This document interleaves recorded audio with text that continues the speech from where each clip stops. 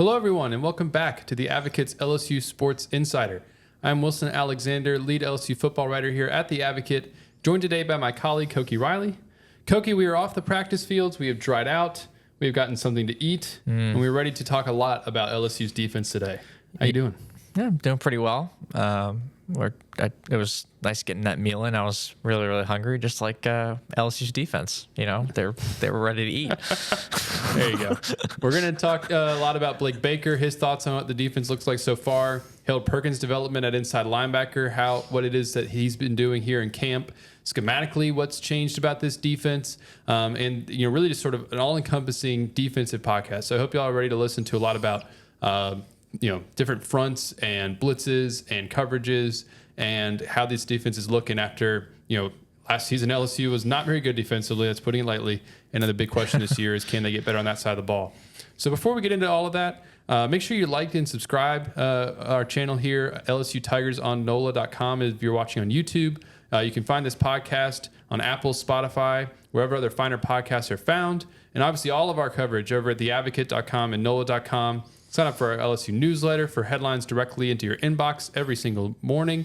We got everything you want for LSU coverage, especially right now in the going here into football season. A couple weeks until the first game, Koki, and this defense is starting to look a little better. We're not going to know for sure, especially I don't think you can give them the benefit of the doubt going into the year, but I feel like they're playing a little bit better on that side of the ball. We spoke to Blake Baker on Saturday. He had his first, only press conference. We're not going to hear from him again until next spring, I guess. Maybe in the bowl game, depending on which one they make, and it's mandatory. So you were there. What did you really make of what Blake Baker thinks of this defense so far? Yeah, I'm glad you mentioned the fact that we're not going to necessarily know if this defense is going to be a really good defense. We know it's going to be a very different defense. We know it's going to be a much more aggressive defense. And Blake Baker's talked a lot about, he answered a question about the concept of poodles. He sort of talked about, just the aggressive nature that he wants to bring to this defense. And it just seems like from what we see from the practice field, they're going to be blitzing a lot more this season. And what we just heard from Baker, I combined Blake and Baker at the same time somehow. But with Baker, you just had the sense of he wants to see just more consistency in terms of mentally, physically, all this, everything's pedal to the metal. It seems like with this defense, they're just gonna be a lot more aggressive this season, and we saw that in Baker's press conference. We've seen that on the field with our own two eyes, and I'm really curious to see how it all sort of shakes out. We can talk about a lot of that in detail today. Absolutely. Well, don't beat yourself up about the name mess up. I once, while driving past a barbecue joint in the Carolinas, combined hole in the wall and a dump and said hole in the dump. And now my family talks about that all the time. I could have been 12. So a couple other notes from what Blake Baker was talking about. He said that basically he likes some of what he's seen so far. The big thing for this defense is going to be consistency. And I feel like that's kind of what the impression I've gotten out of them so far in camp too, is they'll make plays here or there. We'll see an Ashton Stamps interception, a pass breakup. We'll see Harold Perkins, who we'll talk a little bit more about in depth here soon. Him making a bunch of plays here recently in particular. But then there'll be a wide open receiver downfield, or there'll be a big, running play. We haven't seen that as much this week. I think it's been a solid week for the defense, partially because of they've been focused in their team periods on situational, 2-minute, 1-minute drives. It's all passing, and they bring in a dime pass rush package that they call Prowler, with all their best pass rushers on the field. And they're able to just pin their ears back and go. And when you don't have the threat of the run, that's much easier to do. But again, there's just that inconsistency element that I think that I sort of worry about at this point going into the season. I feel like they're going to make more plays than they did a year ago. I just don't know if they're going to make it play after play after play, then game after game after game, and then throughout an entire 12-plus game season. That's sort of where my concern is, I think, at right now in particular. Yeah, and it's hard to expect that when you have, a lot of new coaches coming in and a very similar personnel. If they had, for example, if they had totally turned over the most of the starters and brought in a whole bunch of big-name transfers or something and 5-star recruits, then okay, sure, then it's a completely different personnel unit, and it's hard to take what they did last year and apply it to this year. But personnel wise, they're pretty similar from where they were last year. It's the offense that's actually changed more from a personnel's perspective. But with this new coaching, with this new approach, I think you're just going to see more aggressiveness. And it's not like these guys are bad athletes. A lot of these guys were high 4-star recruits or even 5-star recruits. So just utilizing those athletes to their advantage. And I think being aggressive is one of the best ways to do that for sure. Yeah, I mean, that's what we've heard about Blake's defense ever since he got hired. You see it back at Missouri, and talking to players, that's come out a lot more. And we're going to get into that scheme a little bit later in the show. One thing, though, just to sum up kind of, I think, the overall message of what Blake Baker had to say on Saturday. And again, keep in mind, he was speaking about a week into camp at this point, was just that when we do our job, we're pretty good, is what he said. But that they aren't doing their job like every single play. They got to get to the point where they're consistent. Real quick, though, before we move on any further, the Poodles thing you mentioned, and I think if somebody hasn't read the story we have about the Advocate on this Poodles in LSU's defense, they would be confused. So summarize real quick for us what Poodles means on LSU's defense, why that's relevant. Yeah, Blake Baker doesn't want to see any poodles, and what he means basically by saying that is that he doesn't want to see any like tentative play. He wants to see aggressive play. He wants guys to go after it. And poodles is sort of like it's just a signifier for shying away from contact potentially, or diving after a loose ball, or being aggressive on a blitz, or trying to pick off a pass, or just that aggressive nature, that physicality, really. Yeah, that's the word I was going to use too. That's what he's trying to emphasize, and Poodles is basically the opposite of all that quote unquote good stuff. Yeah. So apologies to anybody out there who owns a poodle and loves poodles. Blake Baker doesn't want him on his defense. I think that's perfectly understandable for even those who are in have a poodle out there themselves. Another thing to know about all of that is we were talking to Jacoby and Guillory about it, and he said that the players will actually get reports on all their stats in practice. Like, the staff kind of puts that stuff together, and they've got sacks and tackles for loss and all your typical things. And there's actually a column for Poodles on these statistic reports where they'll put like a little 1 in your box if they think that you did something like that, like bad body language after a play or shying away from a tackle. They'll call you out for it on there, or in film study, Greg Penn said, if they see a play like that, they'll call it a poodle. And so that's something that's a little bit different, certainly a way that they're emphasizing that aggressiveness. One of the players, though, that's going to be most crucial, I think, Weeks said it himself today. He's like, the most athletic person on our team is Harold Perkins, and LSU's got to be able to utilize him. Last year, so much criticism, and I think justifiably so, about Harold Perkins' usage, not getting the most out of a guy who can be so disruptive. What if we've seen, I think, especially over the past few practices, how they're using Harold Perkins. We've even talked to Harold Perkins himself. And so based off of what we've seen and heard so far, do you think that Harold Perkins is like, how would you summarize how they're using him? Is it, because everybody reacted strongly to him moving back to inside linebacker. So what have you seen out of Harold Perkins at that spot again so far? Yes, he's playing weak side linebacker, but he's in and around the ball more often, and not just because they're like lining him up as a pass rusher sometimes. And sometimes they are doing that, like in that prowler package. But I think a lot of it has to do with the defensive line play. And I think Gio Paez was talking about this today, where they want the defensive linemen to really get upfield and be aggressive with in terms of engaging the offensive linemen in front of them. And by doing that, it just opens up the linebackers to make more plays, and it really frees them and allows them to be on the ball at all times. And Whit Weeks was talking about that today, and we've seen that from Harold out in the field. I mean, he had a deflected pass that turned into a Paris Shand interception yesterday. Today, he made some more good plays. He made a really good pass breakup today. And I know those are just plays in coverage, but he's also been blitzing quite a bit in these 11-11 situations in that prowler formation. And like stuff like the prowler formation, we just didn't see that at all last year. And that really comes down to like the general aggressiveness of this defense and the potential of there just being more blitzes. And I think a player or two have already talked about the fact that you're just going to see this defense blitz more this season, and they're just going to be more aggressive. And Harold backed that up, and a whole bunch of other guys backed that up as well. We'll dive more into that blitzing here a little bit later. Back to Harold Perkins for a second. Again, like he reiterated he's playing weak side linebacker, but that, in his words, he can get a little nasty on third down because they're lining him up on the edge, and he's rushing the passer. That interception that you mentioned, Paris Shand had yesterday in their 11-on-11 period. Harold made the deflection at the line of scrimmage. He did the smart thing, which was he didn't get to the quarterback, and so he kind of disengaged. And when the ball, was released from Garrett Nussmeier's hands, he jumped, made a great athletic play to get the ball up in the air, and Paris was able to come down with it. He's starting to. You're seeing some disruptiveness out of him. Really plays that are positively affecting outcomes of games, and I feel like LSU's defense has the potential to have more of those this year. Just like actual plays that end up helping them win games instead of just sort of like holding on for dear life, like for 60 minutes, like they seemed to try to do last year and didn't even really do that very well. We're not going to try to pile on to them too much last year. I mean, everybody knows how all of that went. But the other thing, Blake Baker was asked about Harold Perkins and said he's been playing on fire.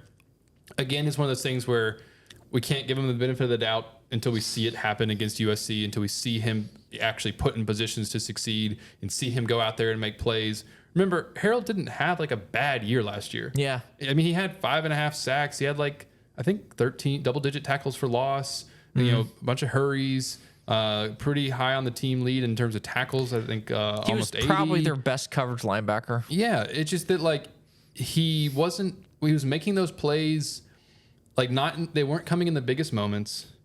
Other than the interception against Missouri comes to mind, obviously. That was a huge game-turning play. But there wasn't some game-turning sack that I can really remember being impactful. And everybody had seen what he did with less playing time as a freshman. And it's okay, now you're a full-time starter and you're not playing, you're not meeting the expectations. It was just such high expectations. And while he had a solid year, it wasn't as good as it probably could have been. But with Harold now in a defense that Weeks described today as so linebacker driven, that feels like something that could really bring out the best in him. We saw it at Missouri, with Hopper, and what Blake Baker was able to do with Missouri's linebackers last year. And I don't know, I'm trying not to get drink the camp Kool-Aid too much, but I feel like Harold Perkins is going to be a much more disruptive player than he was last year. Actually making plays in big moments and being around the football more, like you said. I think that's encouraging. I think that's a smart bet to make, and I think I also want to reiterate the fact that we don't know if this is definitely going to work or not. And like you said, we're not going to know until the USC game, the Nichols game, the UCLA game, on and on and on. But what we do know is that they're trying. And we can definitely tell that they're trying. And part of that's not just what they're saying to us in the media. It's what we're seeing with our own two eyes. That blitz package we talked about. Just moving Harold all around the defense a little bit more. And the freedom that Blake Baker's system allows for linebackers to have, right? And we've just seen the linebackers just being more dynamic and making more plays in general. Not even just Harold, right? Putting him and Weeks together, right? That is one of the fastest. It's one of the fastest, maybe the fastest linebacking core in the country. If you just have those two guys on the field, I'd have to think about it longer. But you're feeling good about the two linebackers you have in place with with Greg Penn. Yeah, and he's not as fast as those two, but he's played a lot of football and he's a steady tackler. Yeah, and Greg Penn is he's the steady guy, right? And then you have two playmakers and Harold, who's one of the best linebackers and one of the best defensive players in the country. You have Weeks, who is one of the fastest really, really fast player at that position at linebacker. And then you have Weeks, who has some playing experience, and he's another one of those solid linebackers. So they have four linebackers that they can kind of rotate through. And again, this defense is built through the linebackers and the plays that they can make. And freeing those guys up and turning them into real playmakers is that could be really dangerous. Yeah, and I think if they have a strength in the defense, that would end up being it. And if they're successful this season, it's because they're able to do that. So I guess we'll leave that with this. I think I would feel comfortable buying Harold Perkins stock. Yes. I feel like you wouldn't regret that necessarily. All right. Well, we'll be right back after a quick word from our sponsor. Football fans, with the Caesars Sportsbook app, you can be in the game all the time. Seeking instant action? Quick Picks offers you the most popular games and markets already built for you and ready to bet. Experience the thrill when you stack your bets to create a super parlay. Build bets for your favorite teams and players across multiple games. This season, don't just watch the game. Download Caesars Sportsbook and experience the game like never before.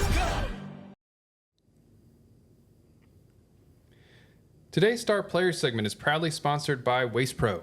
Ensure your tailgate or event is a hit with clean and convenient portable toilets from Waste Pro. Rent yours today.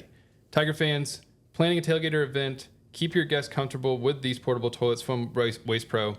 Call 225-744-6400 and mention Sports Insider for a special offer. Football season's almost here. Y'all getting ready for your tailgates. That Nichols game home opener, but then a heck of a great home schedule. Ole Miss, Alabama, Oklahoma, all coming to Tiger Stadium for the 100th year of Tiger Stadium. So make sure you call Waste Pro and get yourself ready for those tailgates this year, because I know that they're going to be pretty awesome. All right, star player. Let's, I guess, maybe one from today or one from the last 3 or 4 practices. Who stood out to you?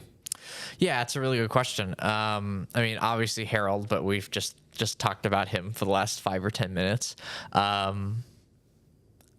guess I mean, that's interesting. I mean, I guess for him, I mean, for that, like, I mean, Ashton Stamps has just been just a rock and really consistent presence for this defense, and it really seems like he's sort of asserted himself as the number 1 corner on this team. And there's just the consistency that he's played with that's been really, really impressive. And it's been a little bit of everyone in terms of just like making plays and stepping up in moments. And like Stamps, I don't think he was fully available on Monday's practice.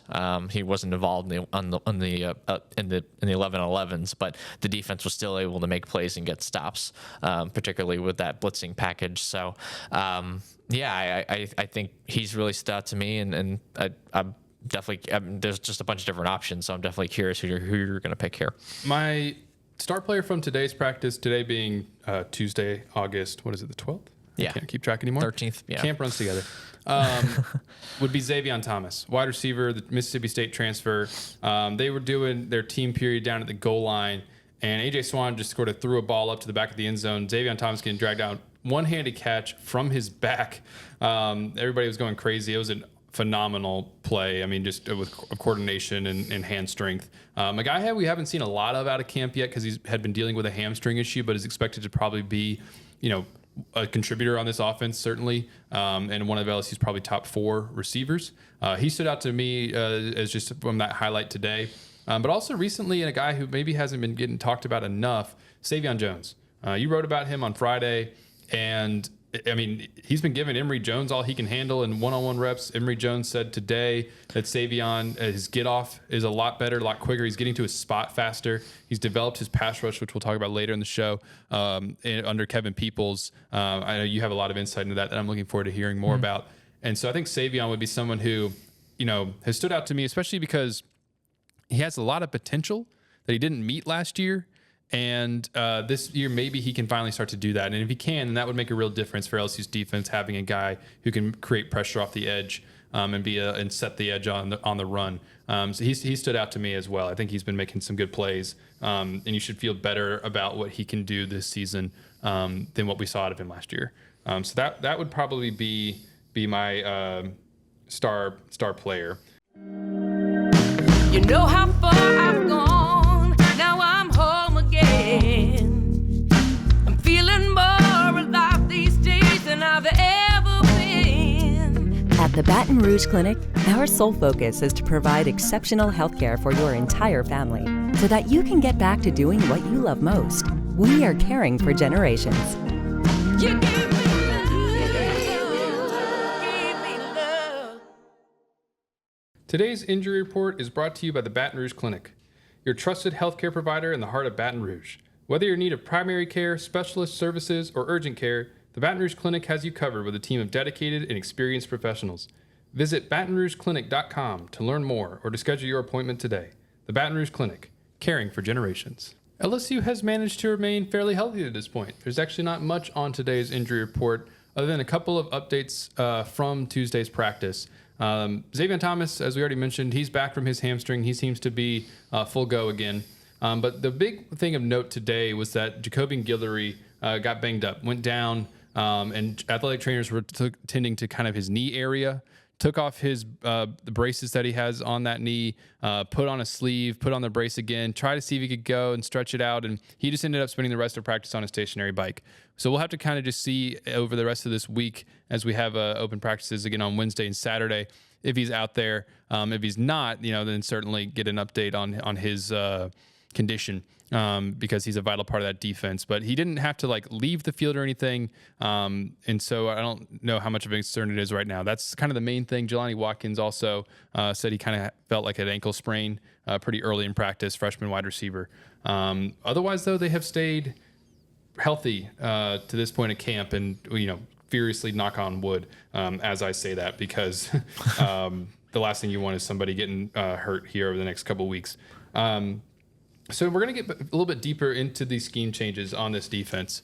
Last year, to recap, LSU became extremely conservative. Talked to Brian Kelly this spring, and he's like, yeah, we were bend but don't break as best that we could be, because they just knew, get the ball back to the offense, and that was their formula to try to win games. Obviously, it didn't work at times. But this year, like you've said, a lot more aggressive. And what would be sort of if you were to try to tell someone, okay, these are the things that you, need to know going into the season that's going to be different schematically, what would they be?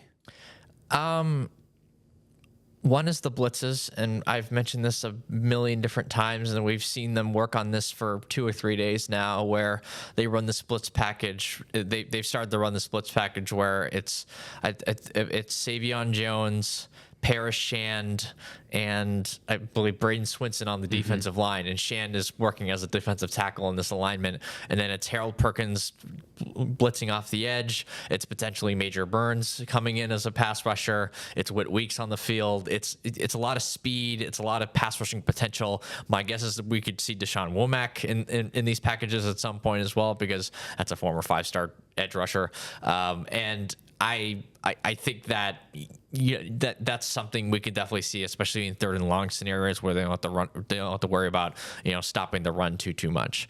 I don't know. That's been one of the main points of emphasis, and just in terms of why we believe that they're just going to be a lot more aggressive on defense this season.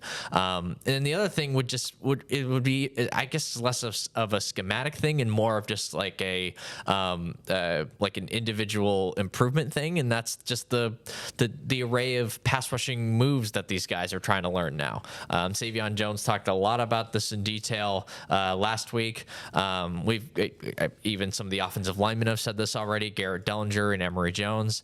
And they've talked about just how all the defensive line has just become a lot more nuanced and a lot more detail oriented with their pass rushing. And Jones in particular has really improved his get off, which is basically how quickly he's reacting to the snap. And he talked about how before, when he would be rushing after the quarterback, he just look at the center to see when the ball was snapped. Now he's studying tape to see, all right, what body part moves with the left tackle, the left guard, the center, the right guard, and the right tackle, what body parts move first before the snap even occurs. And that sounds like such a tiny thing, like 1/10 of a second difference, but it makes a big difference. And get off is a big thing that I feel like a lot of the scouting community looks for in the NFL. And if they can really improve that get off and get that split second advantage with some of the athletes that they have, with a guy like Savion Jones, for example, that could really help them.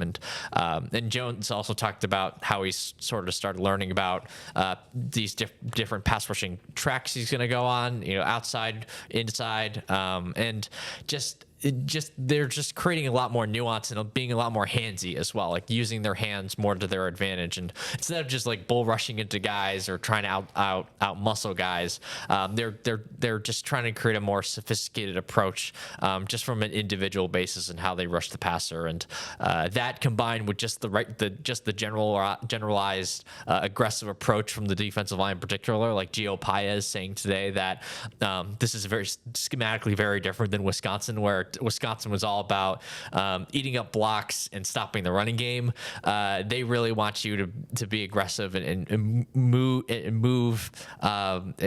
past your offensive lineman move upfield as quickly as possible. That difference in approach, I thought, was pretty interesting to sort of open up more space for the linebackers to make plays. Blake Baker described it at the coaches clinic this past spring as, at its core, a vertical one gap defense. And what that means, talking to Jacobian Guillory about it recently, is the defensive tackles aren't just there to eat blocks. Like they need to be getting upfield and making plays and affecting the quarterback in particular. And with that, sometimes, the other part of that, the one gap part of that is, as Guillory said, is that they have to be really sound in their gap responsibilities.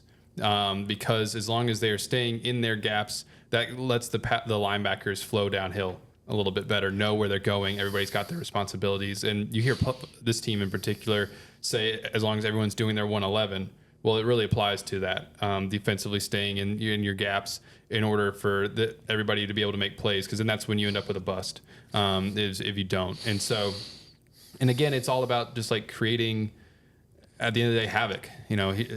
Like something else he said at the coaches clinic was the number one goal for our defense is to create havoc. That means there's a thing called havoc rate, if anyone's unfamiliar with it, where it's like tackles for loss, sacks, interceptions, pass breakups, any sort of negative play for the offense goes into havoc rate. And they want something like that on a quarter of every play. 25% of all plays they want to result in a negative sort of situation for the offense.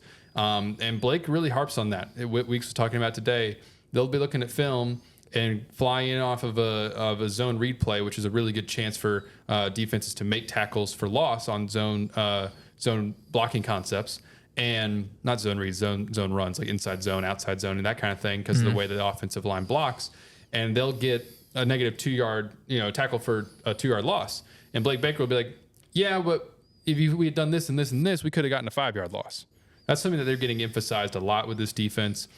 And it all goes to, like you said, in that front seven, being aggressive, getting downhill, letting those linebackers flow and make plays. And as Brian Kelly has often said, not react so much, just play fast and play free. That's something that they're trying to make this defense do. It's essential for every defense.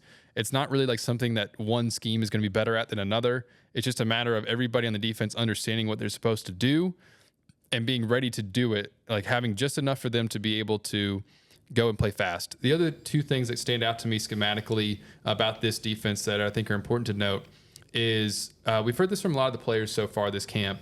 Things are probably they're going to present a certain picture to the offense, and it might be the same picture over and over and over again. And then they're going to send different stuff from it.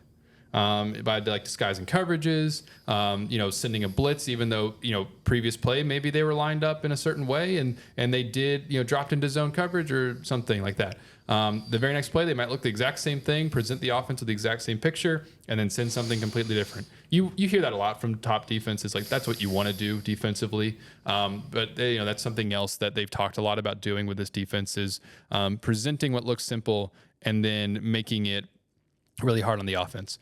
The other, of course, schematically, the area that we have not talked about with this defense is the secondary yet.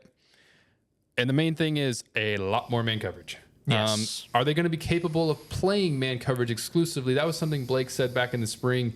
If you cut him open to his core, he wants to be a man coverage team and basically just play man like every single play. That's not realistic. You can't do that because offenses pick up on it. They can find ways to exploit it. Yeah. You have to play zone at times and mix things together. But last year, we saw LSU play so much soft zone coverage, and they were just trying not to get beat over the top. They still would sometimes, too. They still did occasionally. But this year, you're going to see them playing a lot more man. I think Ashton Stamps is someone who's really done a good job with that so far, getting in there and making plays. There's times he's getting beat. Like we said, consistency is still the thing that they have to do defensively.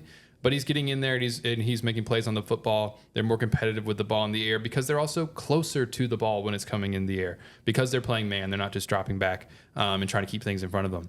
And I think that's sort of the big thing. Corey Raymond's been working on it with them since the start of spring practice. They want to play a lot more man.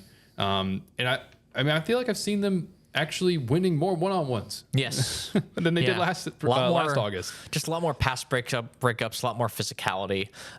You're seeing different guys making plays that it's not just Stamps, like Jordan Allen at a PBU yesterday. PJ Woodland's made plays here and there. They've rotated through. They have a lot of different guys in that secondary. So it kind of just gives you an opportunity to see like which guys can sort of step up in certain moments. Absolutely. Tiger fans, catch all the sports action at the Queen Casino's DraftKings Sportsbook Bar and 1717 Kitchen and Cocktails. With top-notch screens and live betting, it's the ultimate spot to watch your favorite teams and enjoy a cold brew or a signature cocktail. The Queen Casino is the only land-based casino in Baton Rouge and your go-to for game day or any day. Visit today and elevate your sports watching experience. The Queen of Baton Rouge proudly sponsors the Sports Insider Sports Betting segment with Thomas Cassell. Experience the thrill of game day at 1717 Kitchen and Cocktails, your premier destination for elevated sports entertainment. Thanks, guys. So for the sports betting tip today, I want to look at LSU and their chances to make the college football playoff. We're just a couple of short weeks away from the season starting. LSU, USC, big game. But when you look at the college football playoffs, this betting market is expanded with the 12-team playoffs, and now it makes it more interesting. You know, with 4 teams, you didn't really have a lot of options. So when you look at it right now, there's 3 teams from the SEC favored to make the playoffs. You're looking at Georgia, Texas, and Ole Miss favored. Now then you have Alabama at plus 110 and LSU at plus 120 next in line at DraftKings Sportsbook. So that's how the market views the SEC. Let's assume, for argument's sake, that the 3 teams favored make it in: Texas, Georgia, Ole Miss. I believe 2 or 3 more SEC teams could make it in. I think it's going to be crazy for those last couple spots. And you look at LSU priced at plus 120. Not an awful price, I don't think. In my preseason college football playoff projections, I have LSU the last team in, just below Alabama. So I do have them both getting in. It's going to come down to these teams. Listen, the SEC's nightmare. The schedules are a nightmare. LSU, I do think it's a couple of breaks, though, because they get Alabama, Ole Miss, and Oklahoma at home. Now, they do go to A&M and they go to Florida. But I think with 2 SEC losses, LSU gets in. Here's the X factor.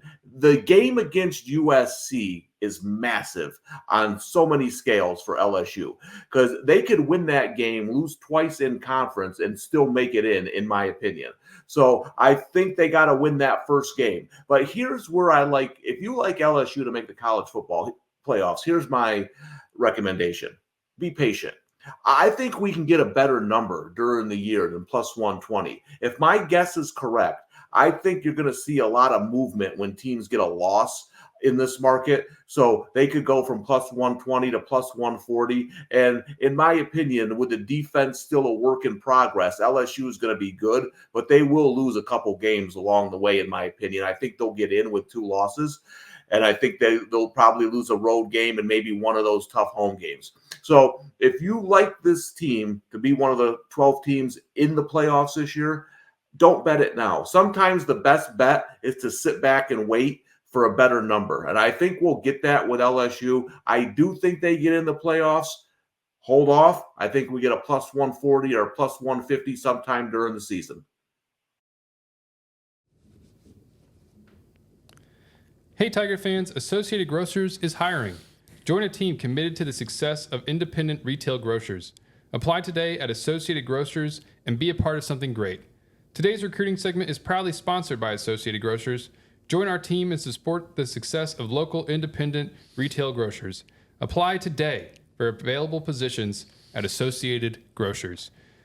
Koki, our recruiting segment today is fairly straightforward and simple. LSU picked up another commitment in the 2025 class, a class that is currently ranked number 3 in the country. Might have a chance to really compete for that top spot if they can land some other 5-star, high 4-star kind of guys. The latest one is 3-star Dylan Battle, defensive tackle out of Texas. Bo Davis now with 3 defensive tackles in this class. Battle isn't the highest rated of the 3. But obviously that is a position of need, and LSU is adding to it. And they've been adding, they've been hot on the recruiting trail over the last, for a while with this 2025 class. But yeah. I mean, they've been adding I've lost track of how many they've added since basically the end of June. It seems like they have somebody committing every few days. So that's kind of the latest with this 2025 class. It's shaping up really well. They've got, I think, 22 commitments in there now. Maybe he was the 23rd. He might have been the 22nd. I don't know. It's in that range. 20 though. Yeah, it's in that range. Again, the number 3 class in the country at the moment, and they're going to look to keep adding a few players at positions of need, and still in the mix for a 5-star safety and all sorts of things. So we'll keep you all up to date as we get closer and closer to early signing period. Now, a few weeks earlier in December, late November. So still a ways off from that, but the 2025 class is looking good. All right, back to this defense. We've talked a lot about it today. We've gone over the pass rush. We've gone over all sorts of things with this defense. And I think the $1 million question is basically, do you think the defense is going to actually be any better? Can you get, I mean, I'm not going to try to like nail us down to any sort of prediction because I just don't feel comfortable doing that. And I don't want to have look silly in a few weeks if Zachariah Branch is burning them in Las Vegas. You at don't USC. Want this like YouTube clipped and have a TikTok don't want to be on running Old Takes Exposed. Yeah, No. Old Takes Exposed. Yeah. No, I have no desire to be on that. But based on what you've seen so far, do you think it's going to be a little bit better than it was last year? Doesn't it have to be though? Oh, what are they? What, like the 100th best defense in the country last year, 110th, something like that. They were one of the worst defenses in the country, and I mean, part of it's just because they're playing in the SEC, but overall, it was just completely unacceptable, and a lot of it had to do with scheme, a lot of it had to do with personnel, and I think the fact that they have very similar personnel last year means that I don't think they're just going to roll out and have like a top 20 defense this season. I just feel like that's just unrealistic. And if that does happen, then they have the best coaching staff in the nation. And that combined with the fact that we probably underestimated how much the coaching affected last year's team, if something like that happened, right?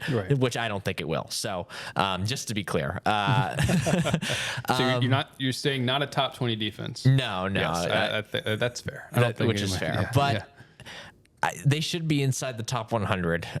Just based on that's such a low bar. It's such a low bar, but like if I had to guess, I'd say 60 something, 50 something, something like attainable. that. Yeah, if they can get into that range, then they'll at least be competitive. Like last year, for example, like Washington didn't have a top 20 defense. They probably didn't even have a top 30 defense overall. I don't even know what the rankings were exactly, but if you looked at their personnel, you could at least say, like, I don't know, I could probably pick out 30 defenses that are better than that one, but their offense was so good that their defense just had to be good enough, right? And I think this year's defense can get to the point where it's just good enough, right? And even with all the question marks we still have about the personnel, a lot of those guys were still high recruits, and combine that with some of the schematic and coaching changes, there's reason to believe that it will be better. Will it be good? It depends on what your definition of good is. So I think it will be better, and I'm probably going to keep it at that. Yeah, I think that's completely fair. LSU fans listening to what you said about Washington will be like, yeah, that's all we needed last year, which is just a mediocre defense. And then maybe they would have been Washington playing, Michigan for the national championship with that offense. That's what everybody was clamoring for last year. I think somewhat similarly to you about this, that the defense is going to be better. Is it going to be, I feel like somewhere in that 60 to 80 range, depending on how things shake out. Like, I feel like the ceiling for this is like a top 50 defense. I feel like that'd be a massive jump, a lot of improvement. But it's like, okay, I don't expect them to suddenly jump up to a top 35 defense. No. But if if you can get to like top 50, like that's, I feel like a reasonable ask for a team like LSU to be in the top 50 of overall team defense. Are they going to get that again? I don't know. I think that they'll be maybe closer to that 65 kind of number possibly. But I do think that, to reiterate some of what I said earlier about this defense, I think that it is going to create more disruption. I think that they are going to have times where they're getting off after the quarterback much better. We saw them so many times last year not be able to get off the field on 3rd and long. I don't expect that to be necessarily as much of an issue if they're able to create a pass rush like they weren't seemingly able to do at times last year. We still don't know if the tackling is going to be improved from last year. That was not a good area of this team for most of last season, especially in that game against Ole Miss. And we don't really know because they don't do a ton of tackling in practice anymore in August. It's a lot of thud, not really taking to the ground every single day. So like we still have to there's still questions, like very basic questions like that. Fundamentally, are they going to be a better tackling team? We don't know. But I think because of what Blake Baker does schematically, and some of the athletes that they have in that front seven, some of the improvement that we've seen with the ball in the air in the secondary, I agree with you that I think they will be better. But again, exactly like you said, what is better for how much better will they be?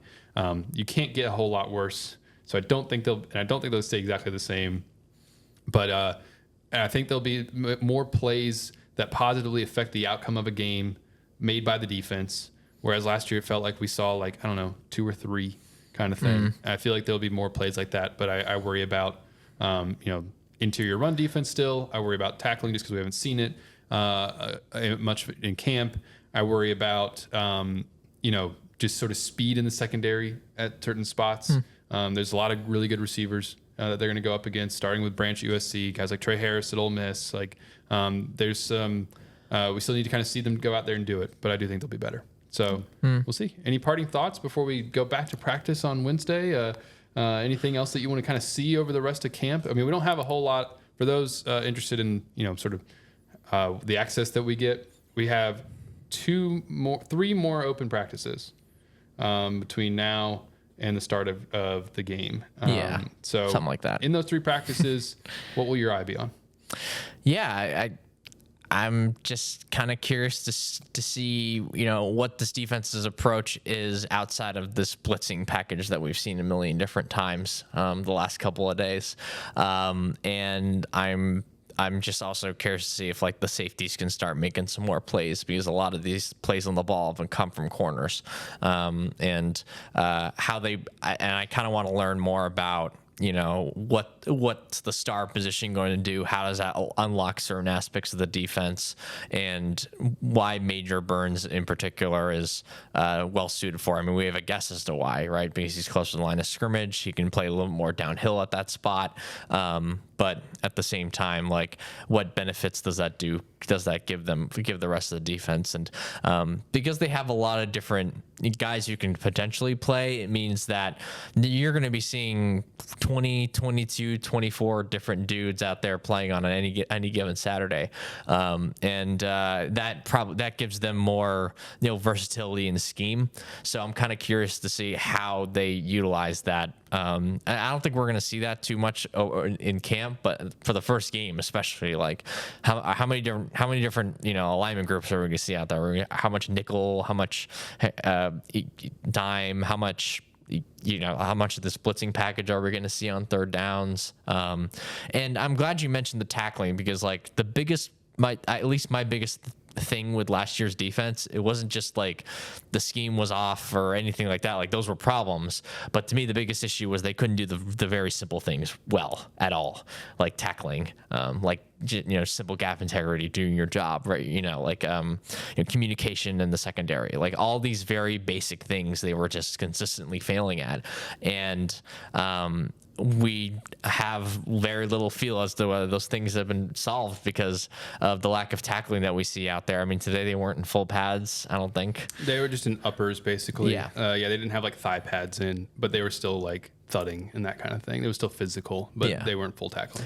And I'm curious to see, like, can that stuff be cleaned up in a year? And if it can be, then I think that really raises, like, the potential ceiling of this defense if you're also simultaneously raising the floor of it. So I don't know, like, with their approach and this more of aggressive, like, potential blitzing approach, this could be more of a boom or bust defense this season. You could be seeing a lot of forced turnovers in TFLs and PBUs, but you could also be seeing 75-yard catch and runs and missed tackles that turn into a 40-yard run. And I don't know. It's going to be really interesting to see how that goes. Again, that's just a guess. I don't know. It's for all sure. When if you're blitzing, then you got to be able to get home on those blitzes. Yes. For sure. We're going to have coverage of all the rest of camp, all of football season. I mean, y'all know we're going to be at everything all year round over at LSU. So make sure that you are following along. You can find us on Twitter. You can go over to theadvocate.com, NOLA.com. Make sure you subscribe. Sign up for our newsletter in your inbox every single morning with all the latest LSU headlines. And you can find this show if you're on YouTube. LSU Tigers on NOLA.com on YouTube is the best place to find us. We've got shorts up there now, little practice clips, interview clips from this preseason that you can find over there as well. And then also on, of course, wherever you get your podcasts, Apple, Apple, Spotify. We're over there as well. So make sure you follow us along all season. We can't wait to bring you guys everything happening with this football team. For Koki Riley and Amelia Cotton behind the glass, I'm Wilson Alexander. Thanks again for watching, everybody, and we'll see you next time.